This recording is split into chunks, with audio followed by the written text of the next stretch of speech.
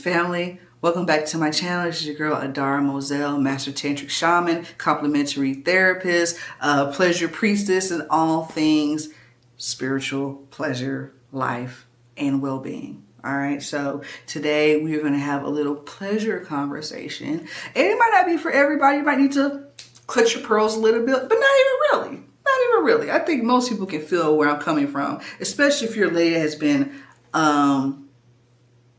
alive for a minute. You know, you haven't locked yourself up in the house and you have tried to engage with the outside world to some degree. You may feel me on some of the conversation that I'm having today, and I hope that it brings some clarity, information, and different perspective to whomever you may be. Thank you for joining me. I love sharing time with you, sharing space with you. It is something that really brings joy to my heart. All right, so today we're going to talk about a moment in which my perspective on sensuality, sexuality, and pleasure changed. This particular story is from my youth-dom.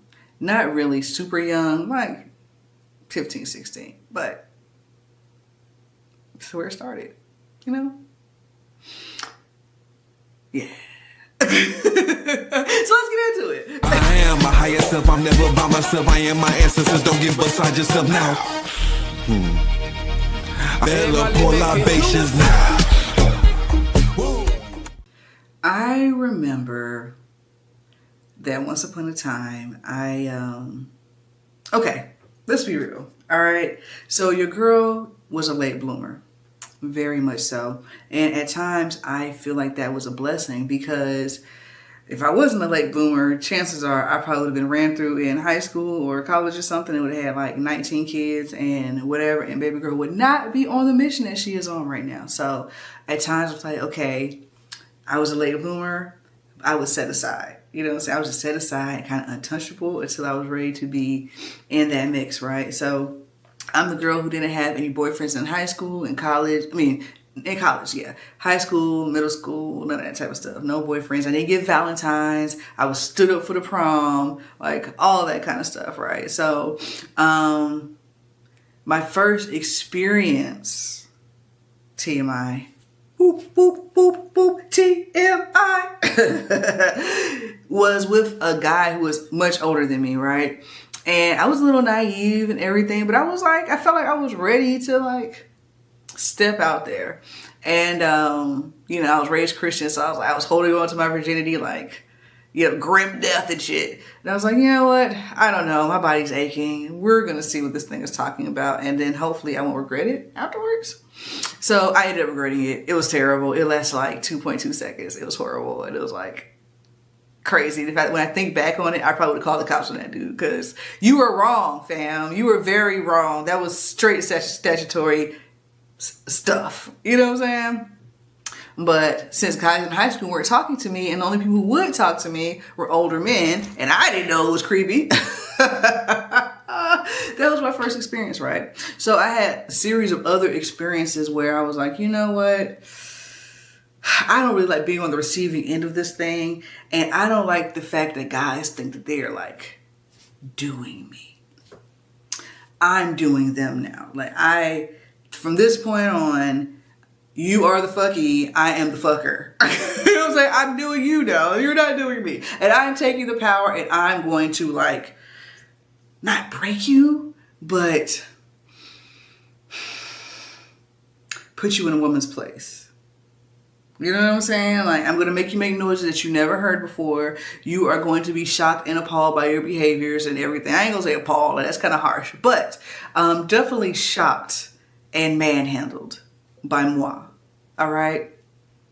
And I got really good at it, right? So in college, you know, after my boyfriend, I was kind of, even before him, because I got with him like the summer of my freshman year, going into my sophomore year.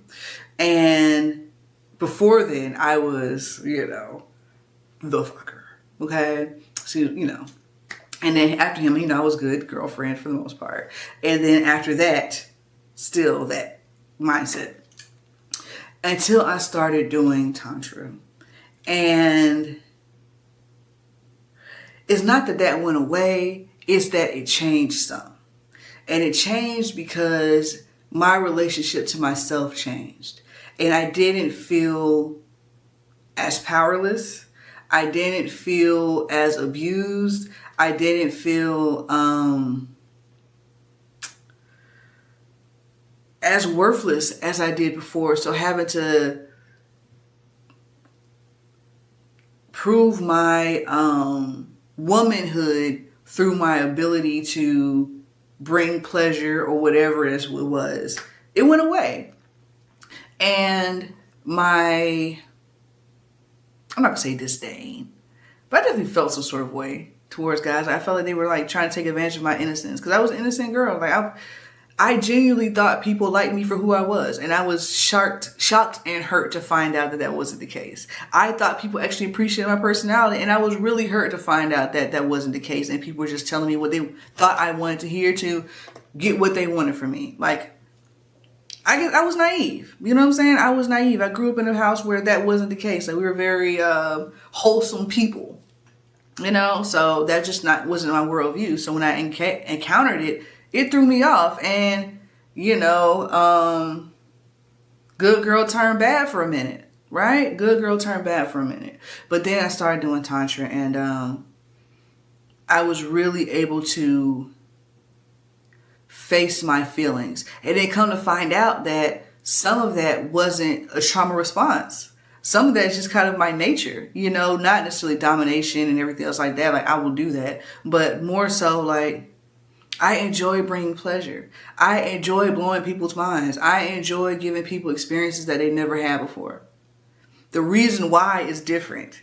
Not because I was shafted and now I feel like I need to put my foot on your neck. Like, that's not the case anymore. It was the case before. Now, I just want to expand your heart. I just want you to experience something that you didn't even think was possible. It is not because of me. It's because you deserve it. And that, why can't we have these type of things that we can't put into words? Why must our sensual experience be rubbing each other until some juice comes out? Like, that's effing crazy to me. Like, why can't we love each other in such a profound way that it brings tears to our eyes? I don't understand why we can't.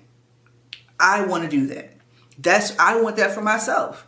You see what I'm saying? I want my partner to want that for me, right? And it doesn't even have to be in like a sexual experience. Like, experience in general, seeing a beautiful vista can open your heart so much. Having somebody treat you in a way that you never thought was possible, or love you despite your flaws and in spite of the fact you can't take care of yourself because you're so sick right now that you can barely stand up. But they're here for you, loving you, appreciating you, validating you, all these beautiful things that you're like, dang, I thought I had to earn this, right? And in Tantra, I found out that I didn't have to earn anything. That I was valid simply because of my own wonderful self, because I'm here, right? I travel the world with peace. Like, I come in peace, you know? I come in peace, and I'm looking for peace inside. And in looking for that peace inside, I can find pieces of myself that were scattered and bring them back into integration. And that's really what Tantra is. It's weaving and pulling things together so that it binds so smoothly and beautifully that all it can do is open your heart more. And as your heart opens, your energy expands. Your chakras open and expand, and energy is able to move freely and fluidly through your body. The reason why we have blockages is because things are stagnant. So we think blockages is like a rock in an energy line, right? We got a line, there's like a rock here. Maybe, but sometimes the line is just a little bent. Like, it's going this way and now it's curving back this way. It's not going the right places, right? It's not going the right places because of a myriad of different things. Thoughts, feelings, experiences, collective consciousness, programming, all of the different things, okay? But it's there, and we have to understand that this stuff affects our energetic architecture. We think it's just our behaviors. You think it's just because this thing happened to you, so now it's a natural way to respond. That's not really true. That's not really true. But when we start diving into the whys of our behaviors, how we got there, the thought process around it, you'll see what's really bottling up your energy. And when we're sending energy to all of these false pretenses and all these things that don't serve us, not to sound a cliche, but you get to put it back into your system, and that ish feels good. And you can put it in to whatever it is. So for me, I put it into my strengths. I put it into my work, in my business, my relationships, my health, my spirituality, being a mother, all the things, just my own body. Like, we expend a lot of energy on a daily basis. And for women, our emotional energy is crazy. And it's one of the ways that we start aging faster. Our body starts getting depleted and all, dried up and crinkly, because things are going to overcompensate, right? So if you're worrying a lot and you're angry a lot, your spleen or your lungs, whatever organ it is that is tied to that emotion, the livers or the spleen, the whatever, it's going to be taxed. It's going to be taxed, and it's going to start pulling energy from other places. Now, when we start talking about energy healing, we're going to delve into this more, because there are techniques that people are using out here in their energetic careers and practices that is robbing energy from other places. And yeah, you're getting benefit here, but then the ricochet of you taking energy from a place that's not well resourced is causing other haywire events and activities. So there is a way that we work with energy so that this is not the case, right? So understanding this full system is very, very, very important. And when we're on this platform and you're here kicking it with Miss Adara Moselle, Goddess Adara Moselle, Master Tantric Shaman Adara Moselle, you know what I'm saying? We're going to hit all of these points, and you're going to see by the end of our journey, which never ends, how related all this stuff is. Nothing is separate and everything is the same thing. All right? God is everything and its opposites. There is no right way. There's just ways that feel a little bit better than others. You know what I mean? We are alchemists here, and we have the ability to change the thing to what we want it to be. Most of the time, all the time. I'm going to say all the time, because that's me working through my own mental blocks in real time, because I alchemize in real time, baby, because this is what we do in the moment. We're present. This is Tantra. This is not something that we do at a later moment. We act in the moment, because presence. You feel me?